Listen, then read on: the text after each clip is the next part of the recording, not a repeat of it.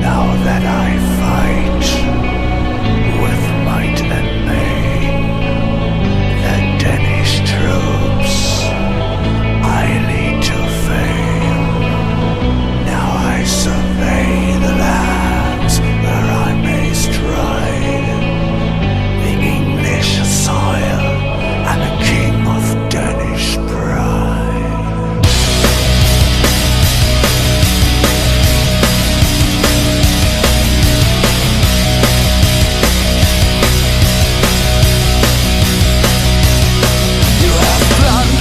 The whole Isle of Man to become a greater king, and you murdered guiltless families in a massacre of all Danish men. Welcome to the History of Music podcast. This is your host, Scott Gifford, and I am joined by, as always, ᚱᚁᚲᚁ. How you doing? Doing all right, man. I'm always here. I never leave. Always. Yeah, how you doing? I'm all right, man. I just celebrated my 15th wedding anniversary yesterday, so still married. So I got that going for me. Yeah, that's a milestone one. It is. It is. That's awesome. But yeah, so we're still married. Congratulations. Thanks, man. And we are joined by in the third chair by Runes. How's it going? It's going well. I'm doing all right. Awesome. Runes, we know we've kind of kicked around with on Twitter a bit. So yeah, I'm excited about the song you chose. It's pretty sweet. Yeah, it's one of my favorites. Yeah, and we this episode's been a little bit of a long time coming. I think we started talking about this like before Christmas or Thanksgiving or something, but it kept getting postponed because people had the holidays and different things. So we're glad that you still agreed to come on the show, man. Oh, of course, I appreciate the invite. Sure. Yeah, we've been having kind of bigger breaks between episodes lately, and we'll blame the holidays. Just kind of gets crazy. Some people want to have personal lives outside the podcast, but it's whatever. Yeah, 15th anniversary. Yeah, no big deal. Yeah. So, Runes, I know you as Reading of the Runes, but now it's just Runes. So, Mr. Runes, I know you from Twitter. I think it's how Scott knows you as well. But just for the kids back at home, tell us a little bit about yourself. You know, who you are. Why should we care? Why should you care? That's a good question. I don't know. I'm kind of a little social outcast, recluse. I was born in California, and my family moved here to Utah when I was still fairly young. I was about 6 years old. So I consider myself more Utahn than Californian. I grew up in the Church of Jesus Christ of Latter-day Saints. Both my parents served LDS missions. My father served in Sweden. And when it came time for me to serve a mission, that's where I received my call to as well. And that's kind of inspired my interest in all things Nordic and Scandinavian. And then, of course, being there, you try to find out any connection that you have. And, we've got ancestry there, and it's just been real cool learning about their culture and the people. That's why now on Twitter, is Reading the Runes is the handle. I like to post a lot of stuff oriented to that kind of culture and idea. And then, the occasional meme around, but the memes must flow. Yeah, they gotta. You gotta keep things a little bit positive sometimes. Oh yeah, that's awesome. That's awesome. As Tolkien says, you gotta keep things whimsical. Right? Yeah. It's one way of putting it. Man, he was. Yeah. Well, I'm glad we have a fellow Swede on here. So, I mean, I'm probably about half British blood, but my grandmother's family was actually 100% Swedish. Like her dad's name was Nels Nelson, and his dad's name was Nils Nilsson, all the way up for like 5 generations. So, they joined the church in Sweden and then came over and crossed the plains and did all that. So, I'm always in the mood for some Swedes. You know what I mean? Heck yeah. Well, you see that migration period with these Scandinavians, where a lot of them joined the church and then immediately immigrated to the United States. So a lot of them settled in the Utah area, so we've got a lot of that blood flowing around here. Yeah, we roll deep, as the kids are saying. Yeah, there's actually a big Icelandic population in Spanish Fork, Utah, which is interesting. Yeah, it's the largest population of Icelanders outside Iceland. Yeah. And if you go to like the city square or whatever in Spanish Fork, there's like a Viking longship like statue in the middle. It's pretty cool. Yeah, the president of Iceland came to Spanish Fork a couple of years ago. Yeah. How have I never seen that before? I'm gonna have to take a trip to Spanish. Yeah. Do it, man. Do it. Yeah, it's pretty sweet. Mm-hmm. So although if you talk to an Icelander, they will say they are not Swedish, but it's it's kind of variations on the same theme, I guess. So, well, that's cool, man. Well, I'm glad you agreed to come on the show. I am also from California and now live in Utah, so no judgment there. But as far as, so the song we're talking about today, we heard in the intro, is Canute the Great, the King of Danish Pride, by a band called Rebellion. So Runes, you picked this song. I was not familiar with the band or the song before. So walk us through, like, do you have any personal history with this song or this band? How'd you hear about them? How'd you find the song? So in high school, I kind of got hooked on the whole Viking metal. I know that's not like an official subgenre, but there's enough content out there that claims to be that it's kind of a meme at this point. So one of the big groups that I listened to was Amon Amarth, and listening to them, I was like, oh, this is really cool. I like their lyrical content, especially when it's geared towards telling a saga or a story. And so I was looking for other groups that did a similar thing and found Rebellion. I actually found a song from Rebellion that was, I believe it was in Swedish. So I went my whole life believing that this band was Swedish, and it turns out they're German.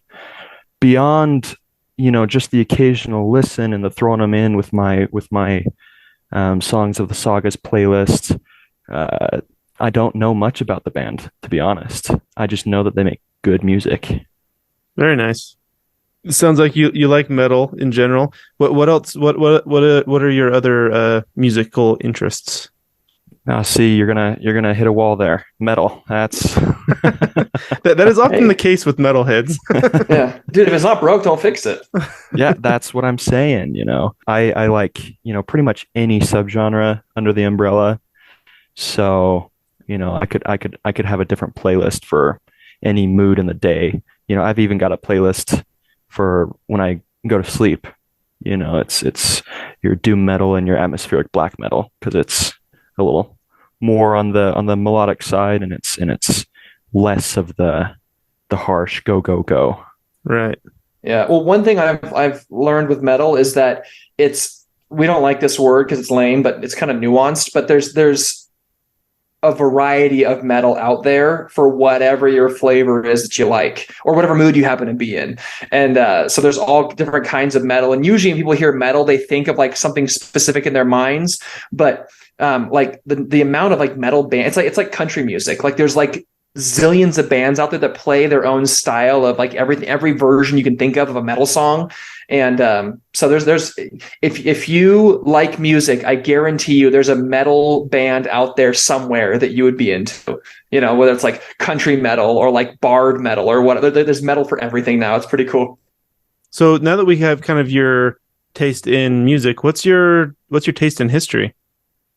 Taste in history? Yeah. What piques your interest there? Yeah. Dark Ages. I love the Dark Ages. Just something about the idea of there being almost like a global honor system. These people based a lot of their actions strongly on their morals, which I think is not so prevalent today. We kind of base on opinions rather than morals, or facts rather than morals. And so I think that was always interesting to see how these people construct their lives based on how they felt about things. I also love the metal work. You've got your your weaponry, and your armor. And I love to see, as gross or brutal as it might be, how people have evolved to either better kill each other or better defend themselves, and close combat, hand-to-hand combat, to me has always been kind of intriguing, because it's one of those, you kind of have to have a respect for your opponent, because if you don't, you're dead. It's one of those things where you have to size him up, you have to appreciate him for who he is, and then you have to find a way to overcome him. Very Nice. primal. It is. Yeah. I have to ask, if you like that part of history, do you also like fantasy books or stories? Yeah, I like fantasy to an extent. I think I saw a tweet the other day about was it Aragon? Yeah, it was Aragon. And someone was bashing it because it's not, the first book's not great written. It's not very well written, but Well, it was written by a homeschooler when he was like 16. hey, cut him some slack. It was good for what it was. I The enjoyed movie that. was terrible, but Movie was the awful. book is Yeah, I read those in high school. I actually really enjoyed them. Yeah, I loved those, and then you got Lord of the Rings, which is a classic. But even with Lord of the Rings, even though it's got its high fantasy aspects, I'd say that it's still grounded enough in actual historical themes that it's less of a high fantasy for me. Yeah.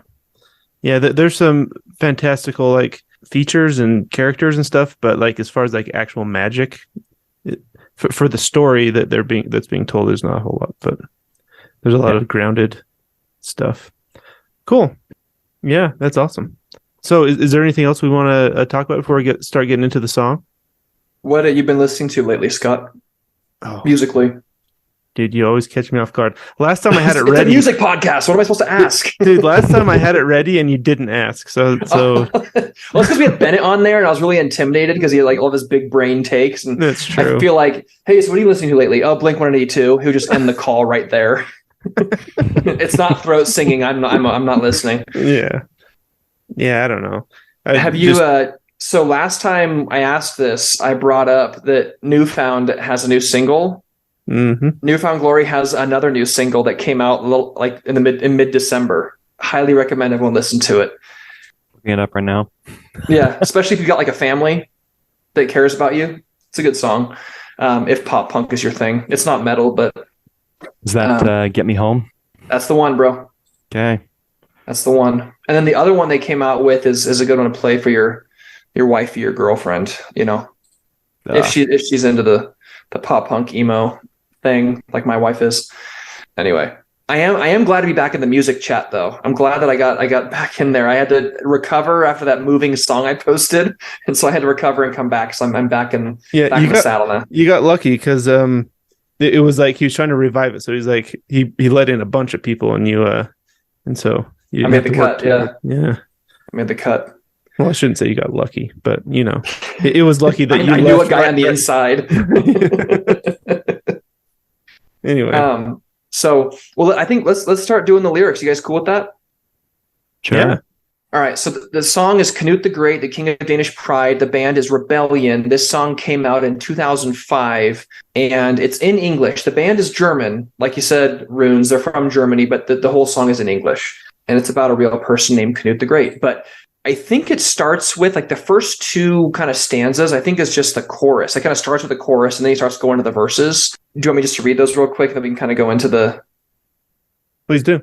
The actual verse. Okay. So the first two verses here, which is really the chorus, is now that I fight with might and main, the Danish troops I'll lead to fame. Now I survey the lands where I may stride the English soil. I'm a king of Danish pride. So this is Canute talking in first person and basically leading the Danes, people from Denmark, to English soil to basically fight and become a king. And then we start with you have plundered the whole Isle of Man. Runes, you want to read that verse, man? Sure thing. You've plundered the whole Isle of Man to become a greater king, and you murdered guiltless families in the massacre of all Danish men. Aethelred, it's my will to fight and see you dead. My troops are Viking warriors, and we sail the River Thames. Yeah, and I like this verse because it's not super historically dense, but there's a lot of stuff to pick out in there. But I'm always the one that's talking too much. So Runes or Scott, do you guys have any like stuff you want to call out from that verse, or the things you thought were interesting, or anything like that?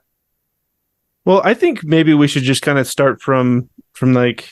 Oh, I guess give up some background. Yeah. Which Who we is this didn't guy? do. Yeah. So this is basically taking place during like the Viking Age, which is sort of like a conquest exploration era that lasted from like the late 700s AD all the way until they usually say it ended at 1066. With the death of King Harald Hard Ruler. Mm-hmm. Exactly. Yeah. So he died. Around that same time was the Battle of I forgot the name of it, but that's supposed to be like the Norman conquest of England or whatever. Mm-hmm. But anyway, so this is during the Viking Age, and the song is about a guy who the way it's written in English here is Canute, Canute. It's basically written phonetically.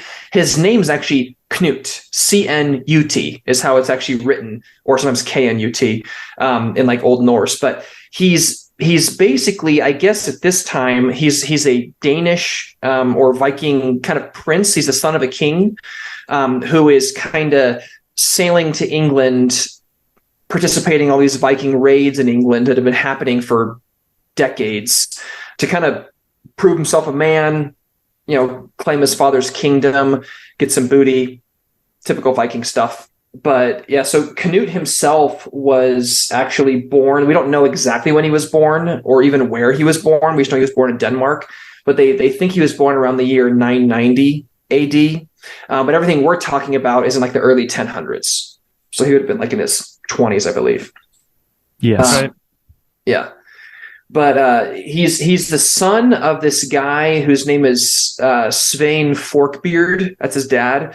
And Svein Forkbeard was the king of Danes, and I think they called him king of all the English or king of the English or something like that. But he's basically one of these guys that came over to England, conquered a couple English kingdoms, because at the time England was split up into like 4 or more kingdoms, and so he would just go conquer one, make the king of that province pay tribute to him. So okay, cool, now I'm king of all the English. And that's kind of that's the world Canute was born into. Right.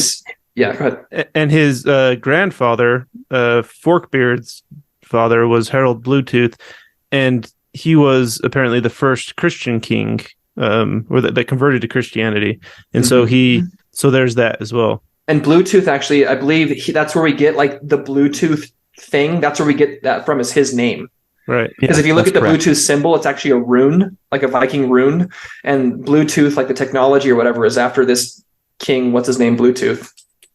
Yeah, it's the H rune and the B rune, both transcribed over each other. That's cool. Yeah, so Vikings, man, they still persist in our culture now. We use them every day. You wouldn't even know it. Yep. They're not just TV shows. Yeah. No, thank heavens.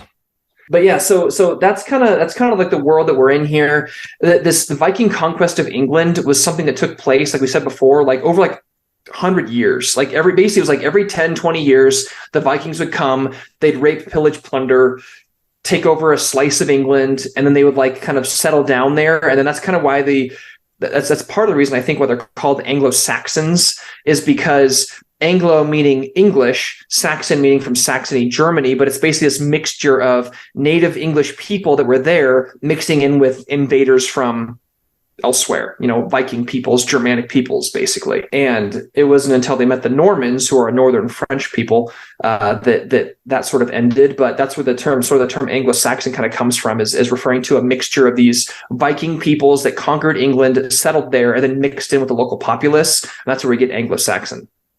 Yeah. And you mentioned the Normans. Yeah. And the Normans also were descended from Danes. They were the Danes that settled in France Normandy at the time. And yeah, they were given Normandy as a place where, hey, you can live here as long as you don't stir up any trouble. Yeah. And then they decided that they wanted to grow and go elsewhere. And then that's where we have, the Norman invasion of England and the end of the Viking Age. Right. So basically just Vikings of a different stripe killing other Vikings Yep. for a conquest of England. That's cool, man. Yeah, so that's kind of where we are seeing. So I takes wonder. place here. I read there was a massacre of the Danes by the English in 10th century, 1002. Yeah, that's what he's talking about in the song there. It says, in the massacre of all Danish men. Yeah. Yeah. So so I guess we can go back to the lyrics here. The first line, if you guys know about this, let me know, because I don't. But it says, you have plundered the whole Isle of Man. The Isle of Man is a small island that's in between England and Ireland. And the people that live there are like a Germanic Viking peoples, and they actually speak their own language called Manx or Manx, M-A-N-X, Manx. And it's basically like this like sort of Old English, Celtic, Germanic language. But he's saying you have plundered the whole Isle of Man to become a greater king, and he's referring to King Aethelred. I didn't know if King Aethelred had ever plundered the Isle of Man. Maybe he has. I didn't see that in the records I was reading. But he's talking about King Aethelred, who at this time was king of the English and was himself an Englishman, I believe. He's also known as Aethelred II or Aethelred the Unready. And so this was a guy who had been kind of battling the Danes for most of his life. He had fought against Sweyn Forkbeard, Canut's father before this. And I think he ended up having to pay tribute to Sweyn Forkbeard, and then Sweyn leaves, and then Ethelred tries to like gain his kingdom back.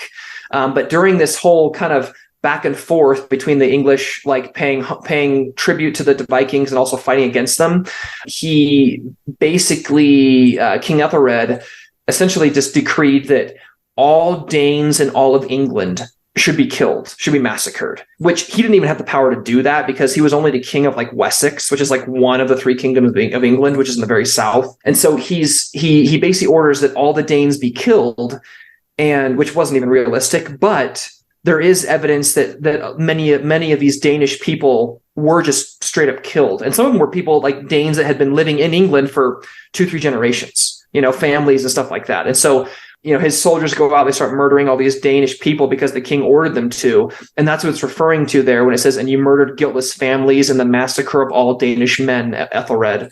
And it's actually referred to as the St. Brice's Day massacre of 1002, because it happened November 13th, 1002, which is St. Brice's Day if you're a saint worshiping religious person. But I was actually reading about that apparently in like 2008 they found a mass grave somewhere near the area where they found like the skeletons of like 30 Danish men kind of all buried together, and so they think it might be victims of this massacre. And we don't actually know how many died, but there's strong evidence that one of the people that was killed was Sweyn Forkbeard's wife, who would have been Canut's mother, I think. Mother or stepmother, I guess. And so some people theorize that Canut's invasion of England was in part, or Sweyn's invasion of England in part, was like basically revenge. Retaliation. Yep. Classic Viking motivation. I'll be honest though, man. If someone killed my wife or mother, I'd probably be ready to pillage and plunder and take them prisoners. You know what I mean? Yeah. Well, that's who these people were. I mean, they put a big emphasis on the family unit. I mean, you see that through the naming of their children, and you see that through the emphasis on being remembered after your death. They placed a huge emphasis on familial ties. And so when someone were to break that familial tie or harm your family, it was not just considered right and just to seek revenge, but it was almost considered mandatory to seek revenge. And a man who didn't seek revenge was forfeiting one of his rights and could no longer be trusted as a truly just man if he was not going to take that right. Yeah, you weren't honorable if you didn't do that. Exactly. It's a very big honor. Yeah. And I like what you brought up about the whole family, the familial structure, because it's very true. Because in these days, people didn't have last names. My name's John the Baker. I'm the baker of the town. And that's where we get the name John Baker from, right? And that's kind of how that ended up. But the Nordic peoples for a very long time before and after this it was always, okay, my name is John's son. I'm the son of this guy, John. So it's linking your identity to your father or whoever you came from, right? So in this case, Canute, technically he'd be Canute Svensson because he's Sven's son, right? And Canute actually, one of his sons he named after his father, Svein. And so Svein is Svein Knutsson because he's Canute's son. And this is something that persists even nowadays in Sweden and in like all the Nordic countries like Iceland and stuff. Like a lot of their phone books, if they still use phone books, are ordered by first name because so many of them have the same last name, Sven's son, Harald's son. Or if it's a girl, Sven's daughter. And so it's just kind of cool that your entire identity for your family is like who your father came from, or who you came from, your father. Right. So, that is cool. Yeah. And then it talks about sailing down the River Thames, and it's interesting because he rhymes Thames with dead, which is accurate because oftentimes we say the Thames, but I believe the way they pronounce it in English is actually Thames. So that's the river that flows through London, I believe. Mm-hmm. But yeah. So do you guys anything else you guys want to pick out from that verse? I'm good, but no, the only thing is they pick it up pretty much where Canute's life kind of picks up historically. Mm-hmm. I mean, all we know about him really before he became king himself or prince, soon to be king, was just that he was the father of, Sweyn Forkbeard. We don't know much about him up until this point. So it's a good place to start. Yeah. It's theorized that he may have accompanied his father on a couple like raids into England and earlier in his life, but we don't actually know that. And so it's not really until Canute actually invades England, which is in, I think it's like 1015, like the summer of 1015, I think the year 1015, I think is when Canute kind of takes the stage, like historically speaking. And then that's when we start hearing a lot about his life, as we'll kind of get into here. Cool. So should we keep going with the lyrics here? Where did you leave off, Runes? I'll pick it up where you left off. We left off at we sail the River Thames. All right. Yeah. So we're back into the chorus. Yeah, it has the chorus twice again. Now that I rule with might and main, Danish kingdom I lead to fame. Now that I own the lands where I may stride, the English soil, king of Danish pride. It says that. It says that, and then it goes to the forked beard, my father. Do you want to read that one, Scott? Yeah, forked beard, my father. I have sailed the way you led to England on my dragons, and I avenged all the dead. In Ashington, I was Ironside. I slayed his troops. It served him right. Father, we took the lands, and we sailed the River Thames. All right, so we're introduced to his father, forked beard. We had some cool imagery. Yeah, well, it paints in my mind like the dad, I'm following in your footsteps. I'm going to make you proud. I'm going to kill these English. Because that was basically all his dad did. His whole life he was always on conquest in England, right? Well, that's basically what he's known for, is conquering England and becoming king of the English for a short time before he was overshadowed by his son. Right, who sailed on his dragons. Yeah, I'm assuming it's referring to the long ships, which would sometimes have like a dragon carved into the prow, I think. But I don't know if you guys have a different, because it's capitalized to England on my dragons. That's correct. So the name of their long ships was Drakar, which even to this day is still dragon in most of those languages. Oh, that's sweet. Awesome. That's sick. I didn't know that. That's cool. I thought maybe it might be like a German thing, because in German you capitalize all nouns always. Yes. And so I thought maybe it was for that, but it's in English. So that actually makes more sense then. So it's like, that's just the Swedish word for their long ship is quite literally dragon. That's awesome. And then, anything else to add to that one? I was going to say something about Ashington and Ironside to kind of give a little context to that. But if you guys want to take it and run with it, be my guest. No, go for it. Okay. So, it says in Ashington, it was Ironside. I slayed his troops. It served him right. And so Ashington is capitalized and Ironside is capitalized because what it's talking about there is Ironside is a guy. It's a person, Edmund Ironside. And he himself is a prince as well. He's actually King Aethelred the Unready, same guy we've been talking about this whole time. It's his son. Edmund Ironside. And supposedly he had the name Ironside. It was a nickname because he fought so valiantly like iron or whatever, strong like iron. He fought so valiantly against the Vikings for most of his life. But he himself also became king of the English for a very short time after his father passed away. And he basically inherited this, in my opinion, kind of an unwinnable war against the Vikings from his dad. And so most of his adult life is spent fighting the Vikings and the Danes, and fighting Canute specifically, kind of on behalf of his father, and then later on as king of the English, and ultimately kind of giving his life for the cause. I think he became king of the English after his father died, but he was king for like a few months. And then he had to kind of resign in favor of Canute. But that's who Ironside is. And Ashington is referring to the Battle of Ashington. It's actually with a D, I think.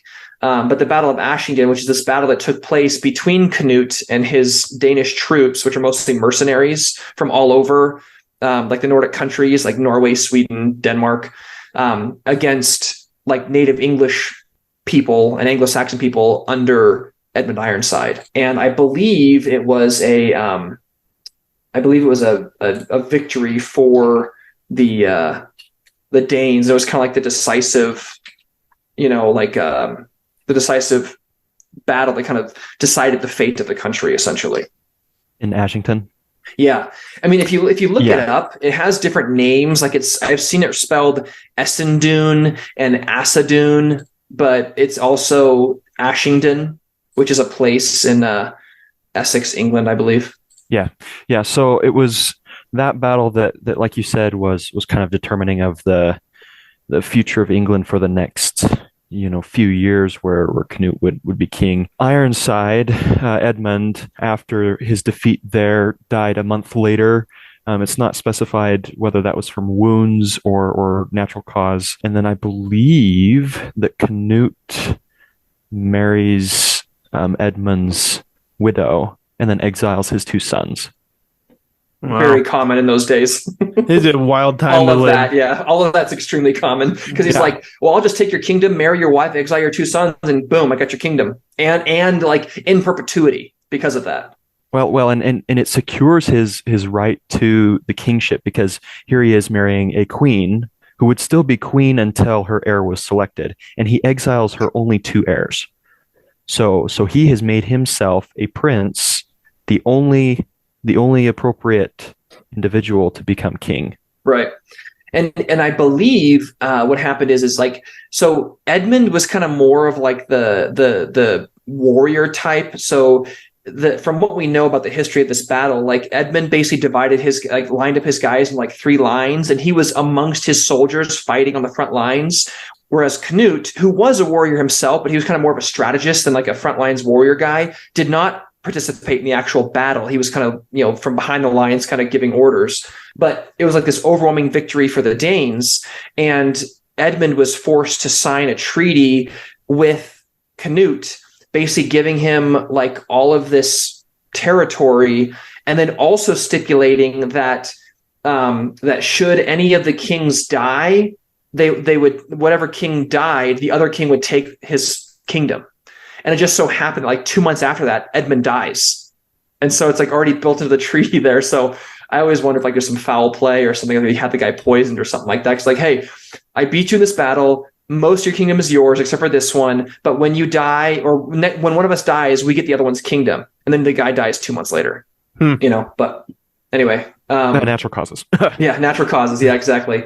So, but once Edmund dies, then Canute basically becomes like king of the English and the Danes. He's one of the few guys who is king of English and Danes. So he became king of Norway, king of Denmark. He's king of part of Sweden and all of what we know as England at the time. So he's like building an empire almost. Mm-hmm. Yeah, which is why he's known as Canute the Great, because he basically unified. Like, I don't even know how you have a kingdom at this era that spans oceans. You know what I mean? Like, I mean, we think of the English Empire, like the sun never sets on the British Empire, because you have this island people who have England here, but they also control India or all these various colonies. And that makes more sense like later on in history when technological advances are such where you can communicate with your various territories. This is the 1000s, and this guy's got a kingdom in Denmark and a kingdom in England and a kingdom in Norway, all answering to him. But he can't be in 3 places at once. There's no telegraph to like send, I guess you can mail a letter, but it still has to go over ship. You know what I mean? And it's just amazing that you could even like control all of that and keep it under control. And he did for several decades. So it's just pretty amazing what he was able to accomplish. Yeah. And someone mentioned the word empire. I think that was you, Scott. Mm-hmm. This, unification of these 4 kingdoms, they actually did call the North Sea Empire for as long as it lived. So it didn't live very much longer after Canute passed away. He was kind of the glue holding the whole thing together.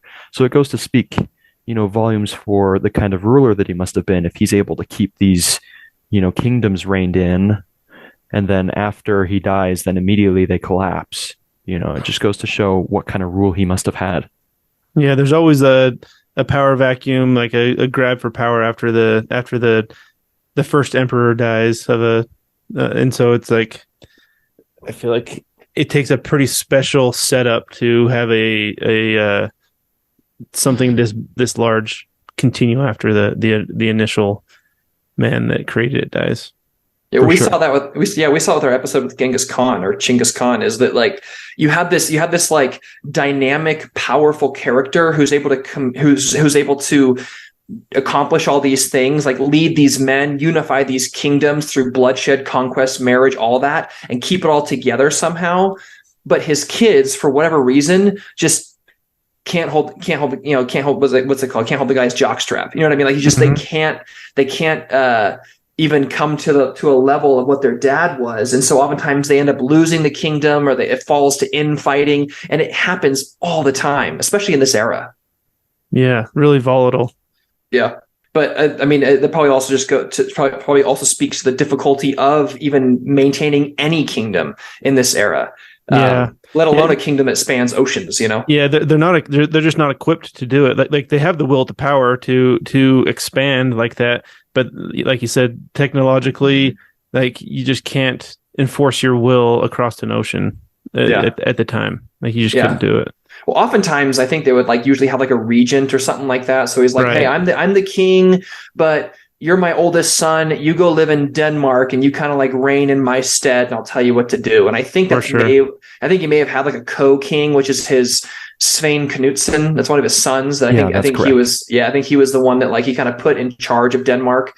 With dad's permission. Yeah, kind of thing. I think a lot of times with that, where they're conquering different places, and it's basically you can tell who's in charge by which way the money flows, the taxes flow, and a lot of that beyond that is just like they're just governing themselves. They just have to pay tribute or whatever. Yeah. And so when Canute died later on in life, he was actually buried in Winchester, like the old minster in Winchester, and his bones were there up until the English Civil War in the 1600s. So for 600 years, his bones were there. But in the 1600s, the English Civil War, this is very common during this time, they would basically go into the churches and like dig up all these old like popes, bishops, old kings, whatever, just scatter the bones or like hide them.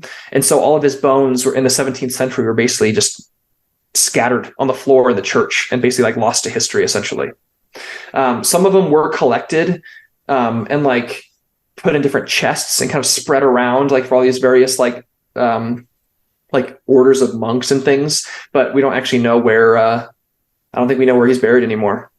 It's kind of sad, for someone so great to have such an ignominious burial afterwards, but I believe that is pretty much the last of the song, because then it has the verse again, or the chorus again, the two verse chorus, and which it sings twice. You got a face melting guitar solo in there, and then it just basically chants Canute the Great 4 times at the end, and then the song has the outro.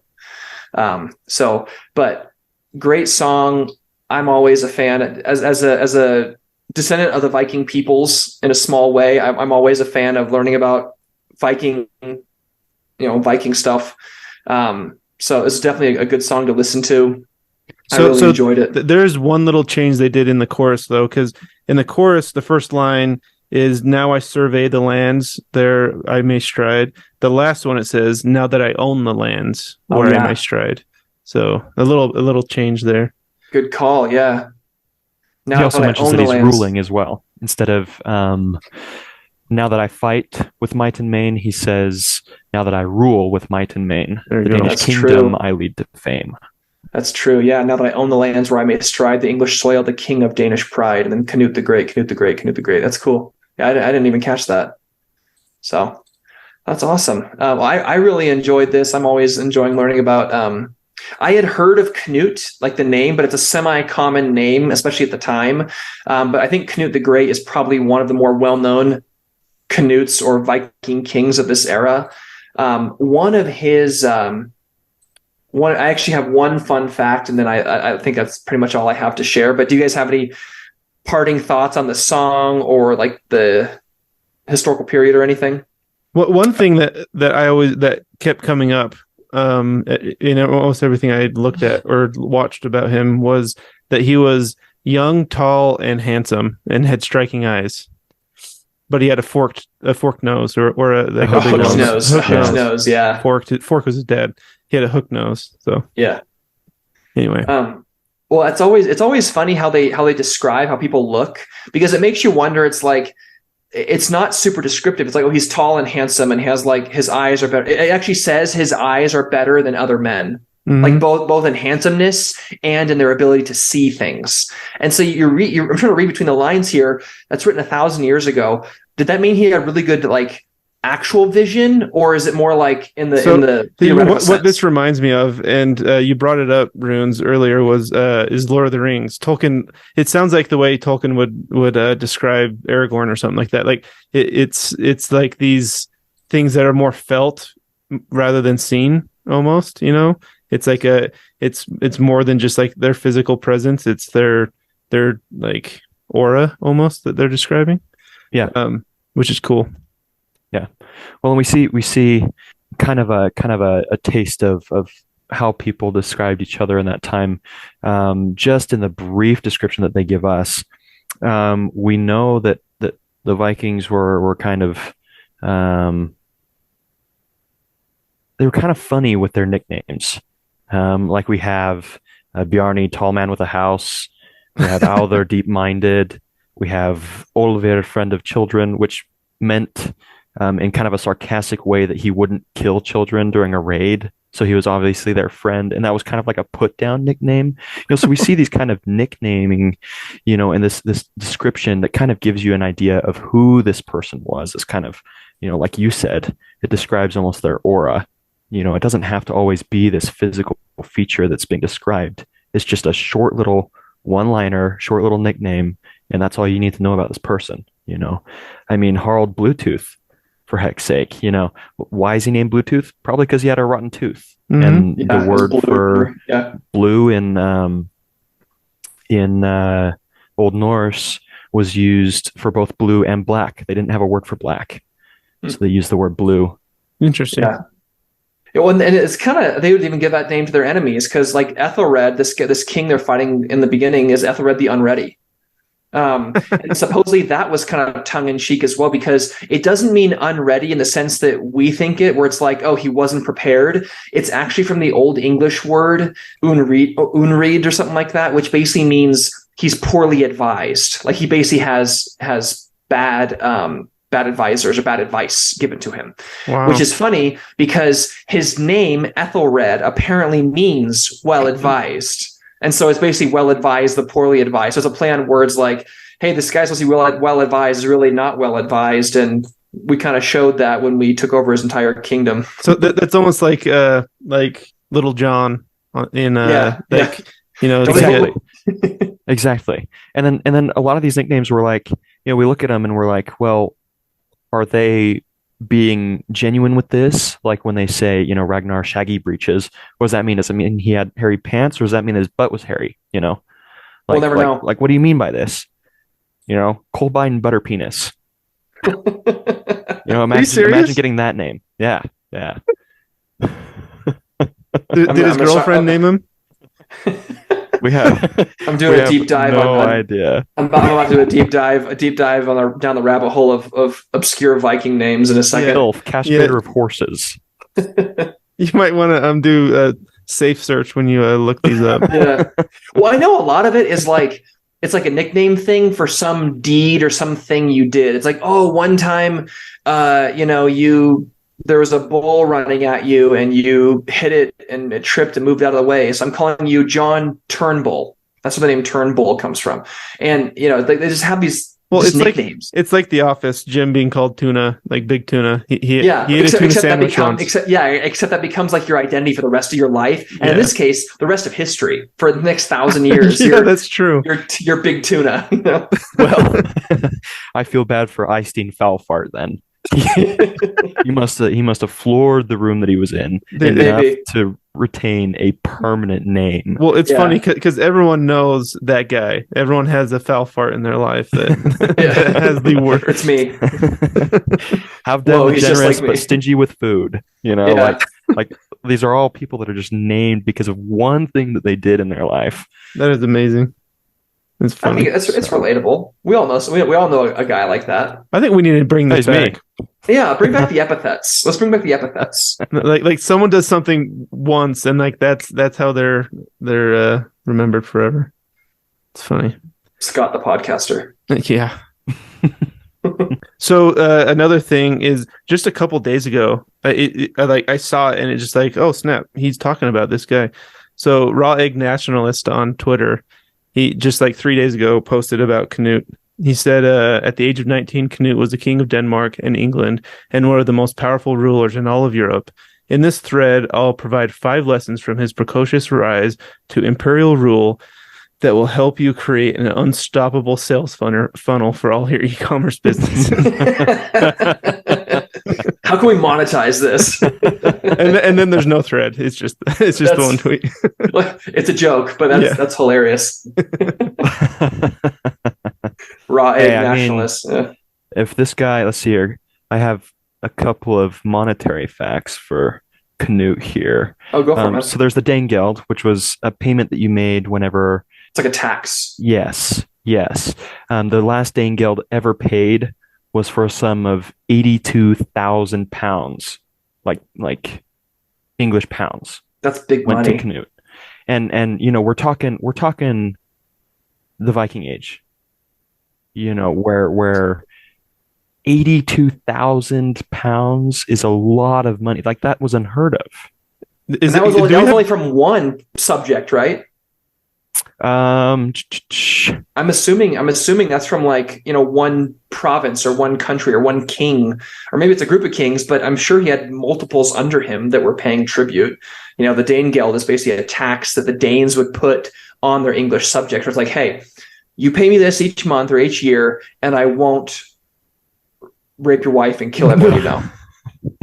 And you can live on your land still. The finest. Yeah. It's almost like, it's almost like we have a similar system, like if you just don't pay, 30% of your income under threat of violence. Under threat of violence. Yeah, it's weird. That dude, 82,000 pounds. That's crazy. That's big money. Do we have inflation records from the 10th century? Yeah, what's that today?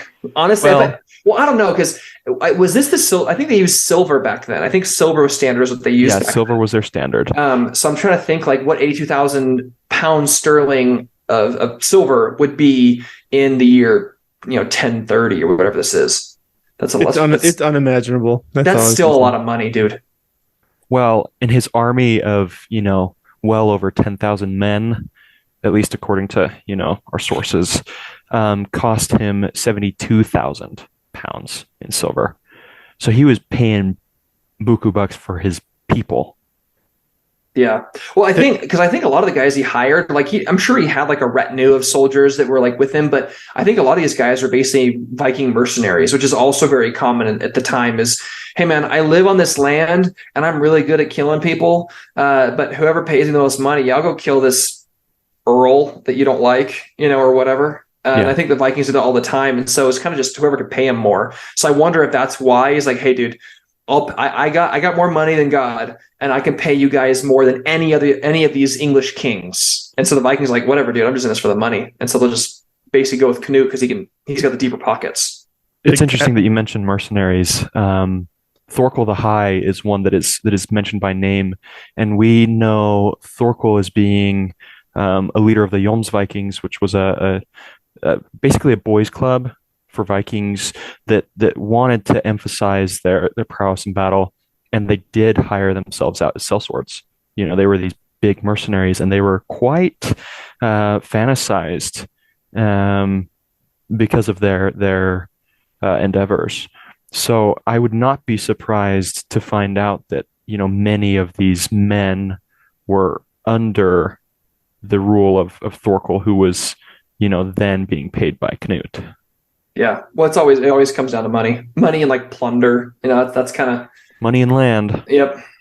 And a hot wife. Yep. Or several. Yeah. And it's interesting because Canute is a Christian. Like he's supposedly a devout Christian because his father and I think his grandfather were both Christian. So he's Christian fighting Christian. So this isn't like the whole like heathen pagans, taking over England. That had already happened. But these are Christian guys. And apparently one of the most famous, like one of the stories that Canute is known for is after he became king of England. He went to the seashore and basically had a chair or a throne brought up to the seaside, the shore where the water was the tide was coming in. And he basically starts talking to the ocean and basically telling the ocean, hey, I'm your master. I'm the king of England. You're an English ocean. I command you to not rise up on my land and get me wet or get my feet wet or whatever. And obviously the ocean still came up and splashed his robes and his shins or whatever and still rise up on his land. And so then he basically exclaims that the whole world needs to know that the power of kings is empty and worthless, and there's no king worthy of the name except the king whose will heaven, earth, and the sea obey eternal laws, or in other words, Christ is the only true king, the only real king. Oh, that's an interesting object lesson. That's pretty cool. Yeah. Because he goes, I command you, therefore, not to rise to my land, nor to presume to wet the clothing or limbs of your master. The sea comes up as usual, splashes him, and he jumps back, and then he cries out, to quote here, he says, let all the world know that the power of kings is empty and worthless, and there's no king worthy of the name, save him by whose will heaven, earth, and the sea obey eternal laws. And apparently that's one of the main stories he's known for, is and a lot of people think that was an object lesson that he was doing on purpose to basically show that, yes, he's the king, but the real king is Jesus. Mm-hmm. That's how it comes across to me. Yeah, which obviously I agree with. So amen to that. Amen. Yeah, there's several versions of that legend. In one, someone, I believe, was using particularly flattering words about the king, saying that even he could command the obedience of the sea, and he was like, well, let me show you something. There is no king but Jesus, basically, is what he says. Another big act he did to display his Christianity is his journey to Rome, which was a big deal, I guess. He says that he went to Rome to repent of his sins and to pray for redemption for the security of his subjects. So, yeah, he was pretty about as devout a Christian king as you can get. And go ahead. Oh, just that he showed that he was genuine in his repentance for his actions. Because he was a Viking. He took his men, they plundered, they pillaged. It was business. But he, as king, rebuilt all the churches that he and his men ransacked. He built new churches, and he sent out money to the people in the communities that were affected because of his actions.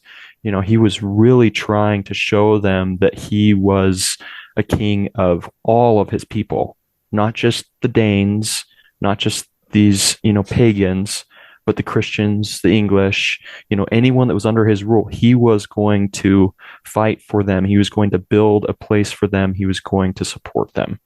See, and it's like someone like that it becomes almost impossible to be the successor of someone like this guy, which is why you so often see empires fall apart or even kingdoms fall apart when someone like this finally dies. It's like, how do you follow that up? Someone pretty special. I mean, it's not impossible, but you have to. It's almost like his persona was like forged in the fire of taking the empire, and now that persona is gone. Like no one's left to take an empire and build it again, to build up to that kind of persona. Yeah. Well, and he's doing all the kingly stuff. This is stuff that Kings of England would do, like building churches and like traveling to Rome to get the blessing of the church. Like these are all things that would cement in the minds of his subjects. He's the king, he's in charge. He has the divine, the divine right of kings on his side. He's got the blessing of the church, all these things. So he's cementing his kingship, if you will. And you're talking about building churches on battlefields. Like he built the Battle of Ashington that we talked about earlier. Right after this happened, 1032, he consecrated a church there to commemorate the battle and those who died during it. And so it's just very, very kingly stuff. And like I said, that force of personality and all that work, that building up after you do the destruction, is something that it's a certain type of man that has that drive, that will to power to accomplish that. And it doesn't oftentimes stick within the family. Mm-hmm. And my thought is always like, I wonder if like maybe he had a couple sons that were kind of like pale shadows of their father, but there's gotta be like one of his kids who's like, no, Dad, I want to be a bard. I don't want to be a king, Well, I just want to sing. His direct successor, Cnut, was a drunk, and that's how he's remembered. And he I say a drunk. It wasn't exclusively a drunk, but he died from a stroke from excessive intake of alcohol at a wedding. So too much mead. Yeah, just wasn't quite the man that his father was. And it's sad to say, because it's here's this kingdom that's going to fall apart now. We just can't keep that strong will, that kingly behavior, that love for the people and love for his faith. Yeah. Sad to say, but yeah, they had their time on top though. That's for sure. They did 2 decades of it. Mm-hmm. That's cool. Well, hey, Runes, thanks for choosing this song. It's been awesome. Great I love choice. Yeah, like you, I really like this period in history. I didn't know much about this particular man in these stories, so it was perfect for me to like dive in and learn about it. And I'm glad you picked it. Sorry, Scott, just real quick. I'm glad you picked it too, because I've never heard of this band, like I was saying, but this song isn't even Rebellion's it's not even their top 10 song, like on Spotify or whatever. So I probably would have never found this song if you hadn't suggested it. So, and I know that when we were originally talking about bringing you on the show, you actually suggested 2 songs. This was one of them. So if you ever want to come back on again and do the other song, man, we'd be glad to have you back for sure. Yeah, I mean, anytime you're down to talk about some more Vikings and talk a little bit about metal music, I'm your guy. It's always Viking o'clock around here, man. Yeah, and even to give a little taste into this band, the album that this song comes from is called Sagas of Iceland. So, like it's all Iceland, like Viking. Yeah, well, it's volume 1 of a 3-part thing they did where they have 3 albums all about like the history of the Vikings, basically. And so this is taken from the first album, volume 1 of that trilogy, which is pretty cool. Nice. Yeah. So, well, hey, we're wrapping up here, but so Runes, with the few minutes that we have left, where can people find you, connect with you?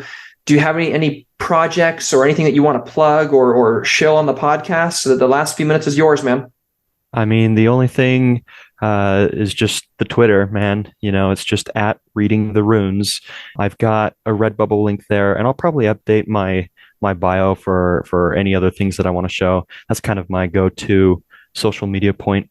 Cool. I actually, and just for those listening, I actually have one of Runes' shirts. It's actually the Hand of Tyr, which is, I won't go into it because it's a long story, but another story from Viking myth about Tyr and him cutting off his hand and sacrificing for the greater good of his people. So I actually have one of his shirts. It's pretty cool, and I believe it's an original design, right? Don't you do all your original designs yourself, Runes?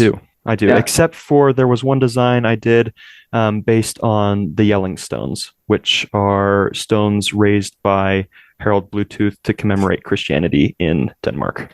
Well, that's cool. But yeah, man. So yeah, we'll definitely link your Redbubble and your Twitter in the show notes. So definitely check them out. Buy some Viking swag from our good friend Mr. Runes here. But other than that, like Runes, Scott, do you guys have any parting thoughts, things you want to say or share? Just the regular, if you want to be on the podcast, hit us up. This could be you. It could be. And You a could huge be- thank you to both of you. I mean, this has been fun. This has been a blast. I might take you up on the offer to talk about that other song. For sure. For sure, man. Yeah, it was the offer was not an empty one. Yep. I appreciate it. So, well, thanks for coming on, man. And then if we don't have any more parting thoughts, we'll I guess we'll have the song play us out. All right. Enjoy.